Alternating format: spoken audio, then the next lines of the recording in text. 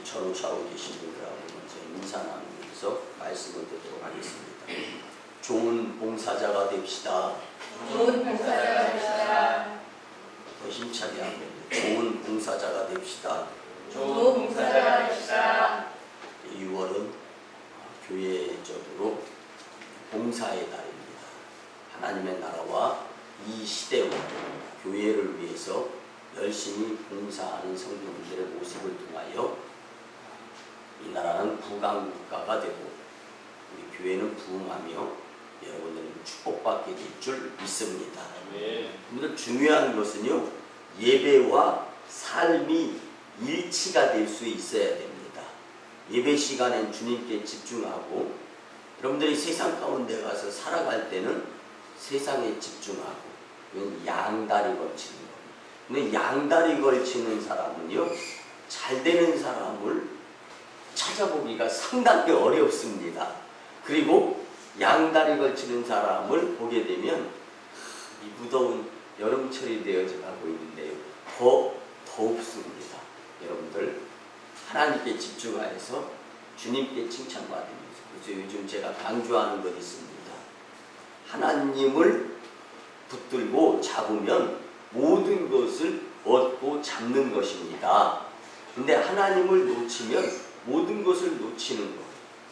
믿음으로 우리 6월달도 주님과 함께 동행할 수 있는 봉사의 손길들의 여러분들의 축복의 삶이 되시기를 간절히 부탁합니다.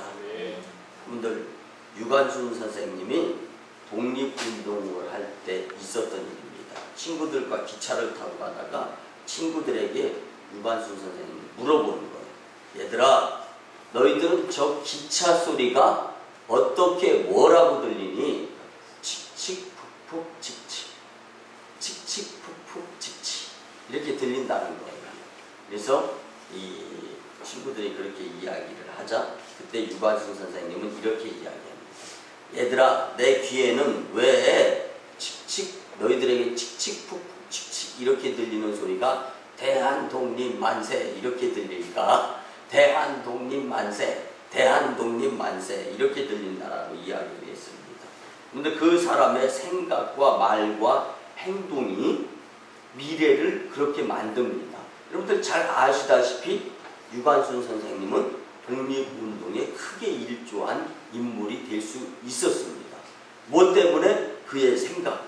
기차를 타고 목적지를 향하여 가고 있는데 기차 소리가 칙칙이 아니라 대한독립만세.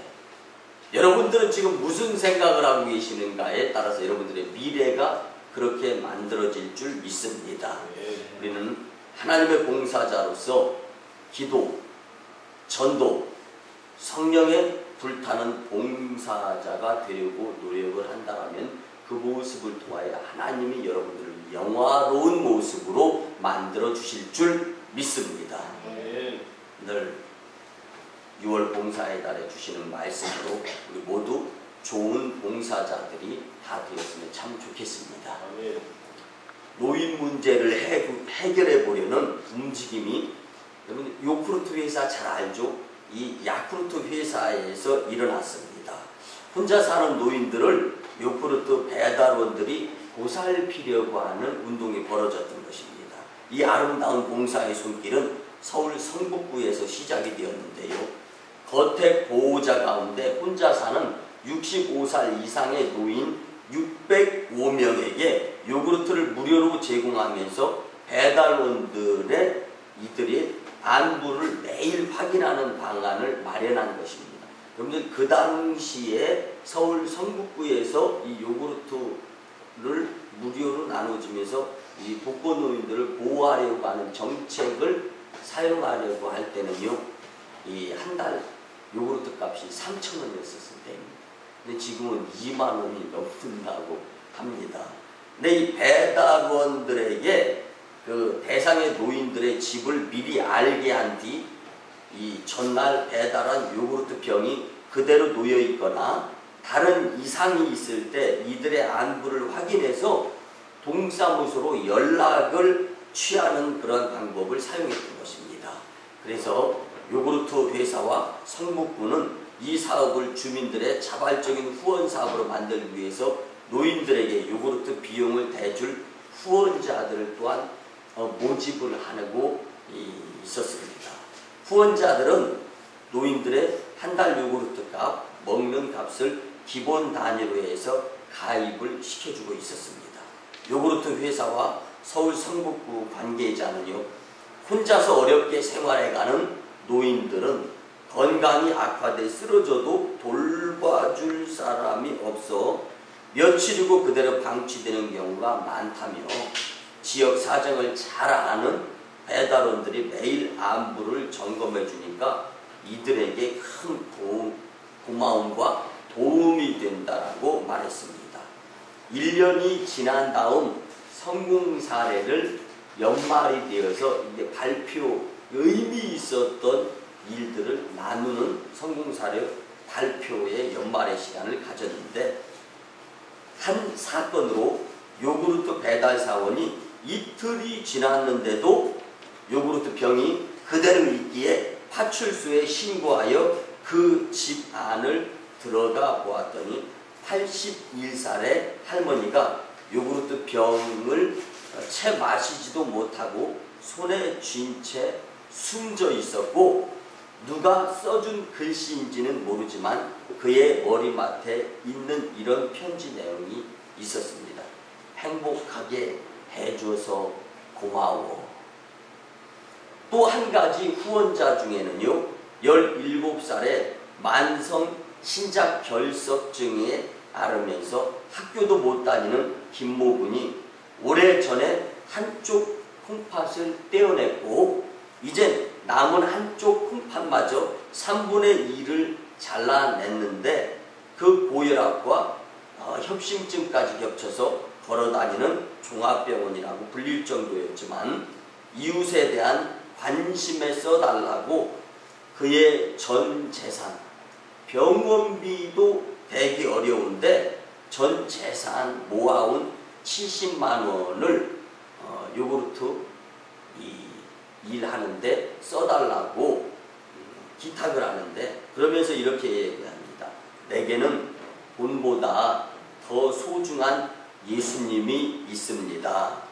그 예수님의 사랑을 아직도 모르는 자들에게 이 돈을 통하여 전달이 되었으면 좋겠습니다.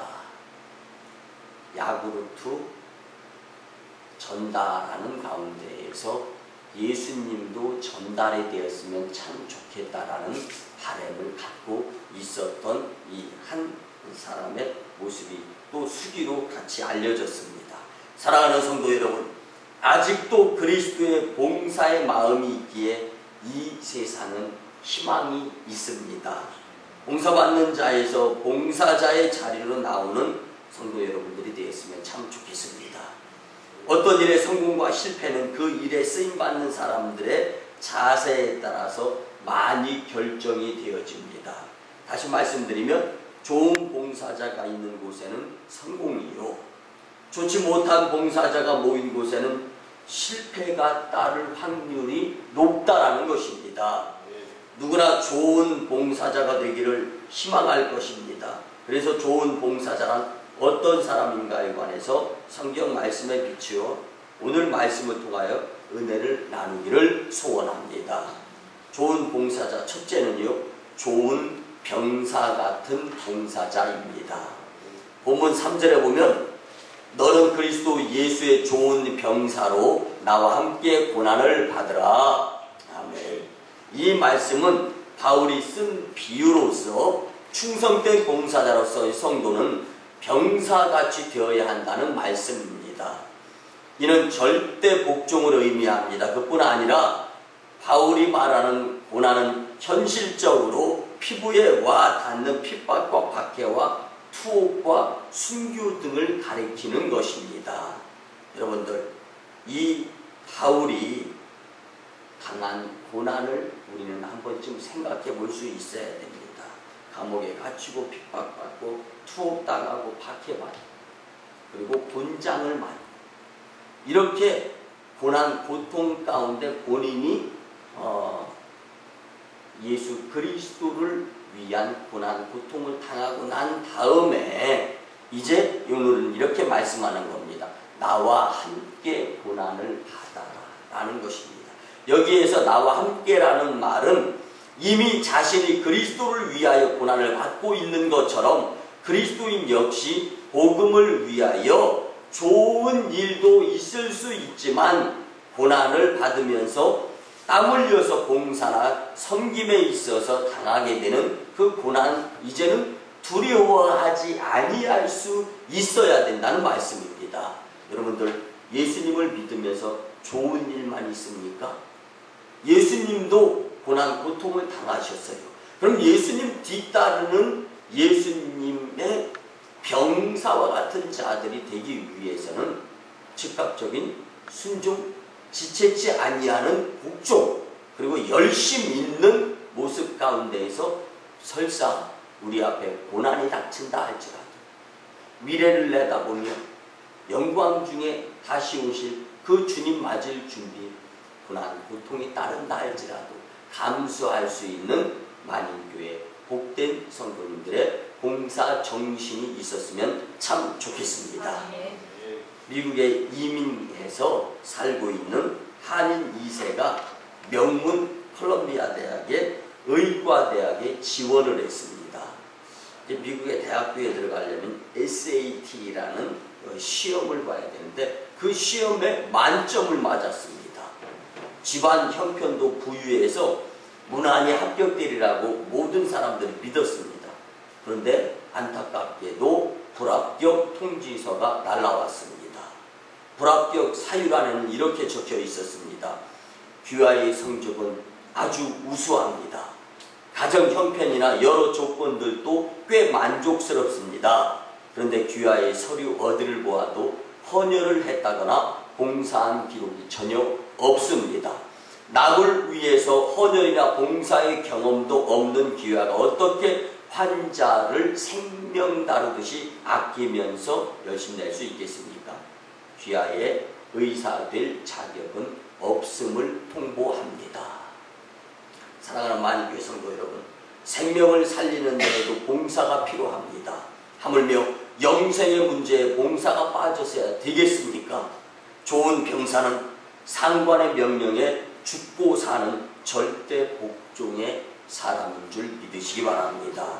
우리는 하나님의 좋은 병사이기 때문에 주님의 일을 위해서 죽고 사는 문제, 절대 순종, 절대 복종의 사람들이 되어야 할 줄 믿습니다. 여러분들 잘 아는 걸프 전쟁 때에 후세인의 병사는요, 상부 명령에 절대 복종하지 않고 모조리 도망가고 손들고 투항하고 말았습니다. 그러므로 후세인은 전쟁에 패망할 수밖에 없었습니다. 그러나 다국적군은 부시 대통령의 작전 명령에 절대 복종함으로 전쟁에서 승리할 수 있었습니다. 결국 후세인의 병사는 좋은 병사가 되지 못했던 것입니다. 이렇듯 우리의 신앙의 선배들은 십자가의 죽음을 절대로 두렵게 생각하지 않고 힘들고 삶이 어려워도 주님의 말씀에 절대 순종하여 순교적 믿음으로 선행과 봉사로 무장하여 악과 싸워서 이겼습니다. 우리 만인교회 성도님들은 지금 놓여진 환경을 이기는 좋은 병사 같은 봉사자들이 다 되었으면 참 좋겠습니다. 두 번째는요, 좋은 운동선수와 같은 봉사자가 되어야 합니다. 우리나라에서 열린 88 올림픽 대회에서요, 우리가 잘 아는 캐나다의 벤 존슨은 100m 9초 79의 좋은 기록으로 100m 달리기에서 분명코 그 당시에 세계 기록을 가지고 있었던 칼 루이스를 제치고 1위를 하였습니다. 그러나 법대로 경기하지 않고 약물을 복용한 것이 뒤에 탈로 나서 그만 탈락되고 금메달을 그리고 박탈당할 수밖에 없었습니다. 좋은 운동선수는요, 깨끗한 매너에 정신을 갖춘 사람입니다. 올림픽 정신은요, 승패에 있지 않고 참여하는 정신에 있습니다. 그렇기 때문에 정당하고 정직하게 경기에 임하는 자가 바로 좋은 운동선수이다라는 것입니다. 히브리서 10장 25절 말씀에 보면은 모이기를 패하는 어떤 사람들을 습관과 같이 하지 말고 오직 권하여 그날이 가까움을 볼수록 더욱 그리하자라고 말씀합니다. 모이기를 힘쓰라는 뜻입니다. 주님의 이름으로 두세 사람이 모이는 곳에는 주님이 함께 하시겠다고 약속해 주셨습니다. 오순절날 마가 요한의 다락방에 120여 명이 모여서 기도하는데 그 가운데에 성령의 강한 역사가 일어났습니다. 깨끗한 매너의 성도는요, 주일 성수, 주일 저녁 예배, 수요 예배, 금요 철야 예배, 숙회 예배, 새벽 기도회 등 성도의 모임에 빠지지 않는 자가 바로 좋은 운동선수와 같은 봉사자입니다. 좋은 운동선수는 법대로 경기하는 자를 말하는 것입니다. 여러분들이 만약에 삶 가운데에서 무엇인가 예상 밖에 잘 안 풀리는 부분들이 있다라는 생각이 든다면 여러분들은 역시 말씀대로, 그리고 여러분들이 속해 있는 만인재단에서 교회 생활을 어떻게 하고 있는가를 한 번씩 점검을 보게 될 때 성령 하나님께서 지혜를 통하여서 깨달음을 주실 줄 믿습니다. 우리가 잘 아는 88 올림픽에서 탁구 금메달을 딴 양영자 선수가 있습니다. 1989년 현역 은퇴 후에 15년 만에 최초로 고백하는 나의 삶이라는 책에 실린 그의 글을 볼 수가 있었습니다. 옛날에 운동할 때에는 양영자 선수는요, 성격이 차분하고 꽤 이성적이어서요, 언니, 모든 운동선수들의 언니라고 불림을 받았습니다. 이 양영자 선수가 현역 생활을 은퇴하고 난 다음에 탁구와는 동떨어진 일을 할 것만 같다고 주변의 운동선수들은 그렇게 이야기를 했습니다. 근데 그렇게 주변의 운동선수들의 예상한 그대로 양영자 선수는 88 올림픽에서 금메달을 따더니 미련 없이 탁구 라켓을 내려놓았습니다. 그리고 신앙생활의 모든 것을 걸었습니다. 애써 어려운 길을 걷는 것이 자신에게 주어진 숙명인 것처럼 그녀는 황량한 몽골의 초원에서 선교 사역을 감당하고 있었습니다. 그리고 그 사역을 알게 된 많은 사람들의 입에서는 양영자 선수는 그럴 줄 알았다라고 말을 했습니다. 사랑하는 만인교회 성도 여러분, 좋은 운동선수였던 그 양영자 선수가 이제는 좋은 봉사자가 되어 저 얼어붙은 몽골 땅에 복음을 심고 있습니다. 이 양영자 선수가요, 이제 전 생애를 걸어서 탁구 라켓에 그의 인생을 걸고 열심히 탁구 운동에 훈련에 열심히 내고 또 88 올림픽 때 이 금메달리스트가 되었다라면은 그 길을 습관적으로 계속 또 지도자의 길을 걷게 된다라면은 그에게는 세상 사람들이 보는 부귀영화의 길이 열려질 것은 불보듯 뻔한 상황이었습니다.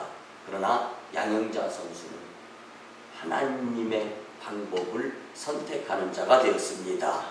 부귀영화 그리고 명예를 내려놓고 몽골 땅에서 봉사 헌신하는 그 양영자 선수에게 하나님은 남다른 은혜를 내려주실 줄 믿습니다. 마찬가지입니다. 우리도 그 무엇인가 내 것을 내려놓고 주님을 위한 봉사에 열심을 내게 된다면 하나님께서는 88 올림픽 탁구 금메달리스트인 양영자 선수가 몽골에 가서 복음을 전하면서 선교 사역을 하는 것을 귀하게 여겨주는 것처럼 여러분들도 여러분들의 자리에서 하늘아버지의 뜻에 따라 그 무엇인가의 말씀대로 살아가며 봉사하는 모습이 된다면 양영자 선수 이상의, 아니 그 양영자 선수와 함께 그 주님께서 인정하시는 축복의 자리가 될 줄 믿습니다. 네. 이것이 우리가 걸어야 될 봉사의 길인 줄 믿습니다. 오늘 본문 5절에 보면 경기하는 자가 법대로 경기하지 아니하면 승리자의 관을 얻지 못할 것이라. 사랑하는 성도 여러분, 하나님의 말씀대로 살아야 될 것이 우리의 삶의 자리인 줄 믿습니다. 운동선수는 훈련한 그 다음에 시합에 나갑니다. 우리도 말씀과 기도로 잘 훈련되어져서 주일날 주님의 전에서 예배를 드리고 난 다음에 세상으로 파송을 받습니다. 마치 운동선수들이 연습을 하고 난 다음에 경기장에 시합하러 나가는 것처럼 우리도 주님 품에서 거룩한 주일날 예배를 드리고 난 다음에 세상으로 파송을 받는데, 그 세상 가운데에서 주님 전에서 예배드린 그 예배의 삶이 그 세상에서도 그 삶으로 그대로 이어져야 될 줄 믿습니다. 우리 만일교회 성도님들도 운동선수와 같은 좋은 봉사자가 되시기를 주님의 이름으로 간절히 부탁을 드립니다. 마지막 세 번째입니다. 좋은 농부와 같은 봉사자가 되어야 합니다. 본문 6절에 보면 수고하는 농부가 곡식을 먼저 받는 것이 마땅하니라. 아멘.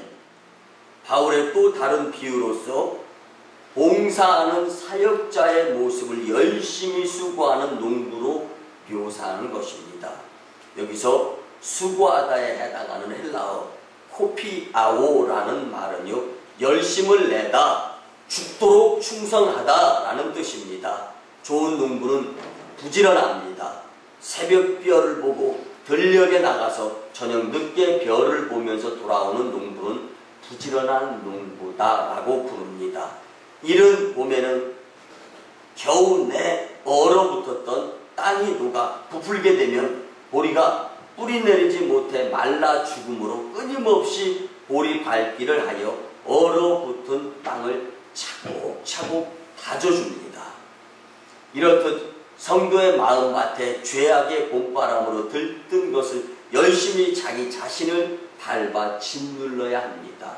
내려놓아줘야 된다는 말씀입니다. 자신이 말씀으로 잘 다져짐으로 낮아져서 겸손하도록 영적 보리밟기를 잘 하여야 수확을 거둘 수 있게 되는 것입니다.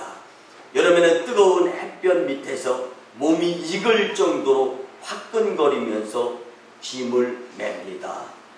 눈에서는 벼 잎사귀에 얼굴과 팔뚝이 다 찔려 상처투성이가 됩니다. 이렇듯 성도는 어려운 난관 중에서 상처투성이가 되어도 십자가 주님을 생각하면서 참고 인내하는 봉사자가 되어야 하는 것입니다.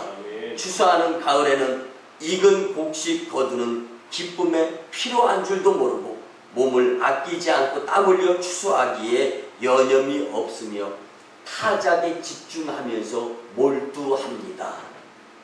이렇듯 성도는 의의 열매, 성령의 열매, 전도의 열매, 수학의 열매에 여념이 없어야 하며 알고 타작에 몰두하는 삶을 기억하면서 살아야 하는 것입니다. 새벽부터 저녁까지 복음의 씨를 울면서 눈물로 뿌리며 부지런히 가꾸고 물주며 김 맺은 결과 즐겁고 기쁜 천국의 평안과 구원의 기쁨을 누리게 되는 것입니다. 본문 6절에서 곡식을 먼저 받는다라는 말은 농부의 축복은 가을의 결실을 가장 먼저 맛보게 된다라는 말씀입니다. 또한 영적으로 보면 복음의 봉사자들이 하나님께로부터 오는 기쁨과 축복을 가장 먼저 영광으로 받게 된다는 말씀입니다. 사랑하는 성도 여러분, 저는 12년 전에 처음 이곳에 서울에서 내려왔을 때 우리 교회 성도는 전부 다 농가주택에서 살았습니다.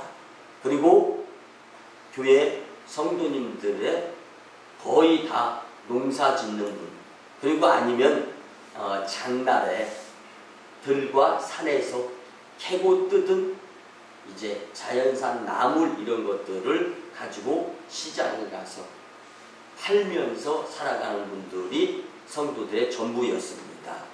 그래서 저는요, 서울에 살면서 농사락은 경험을 못 해보았기 때문에 이곳 시골 농촌 풍습에 익숙하지 못한 것은 당연하였습니다.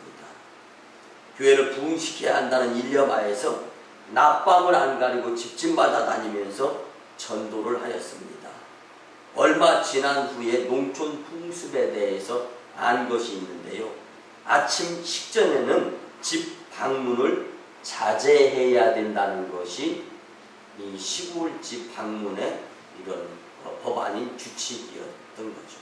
근데 저는 여러분들 서울 생활은요, 바쁘고 분주하기 때문에 아침 식전에도 스케줄 많이 잡습니다. 하물며 조찬 모임이라는 말도 있습니다. 서울에는. 그래서 아침 식사하면서 회의하면서 모임도 있어요.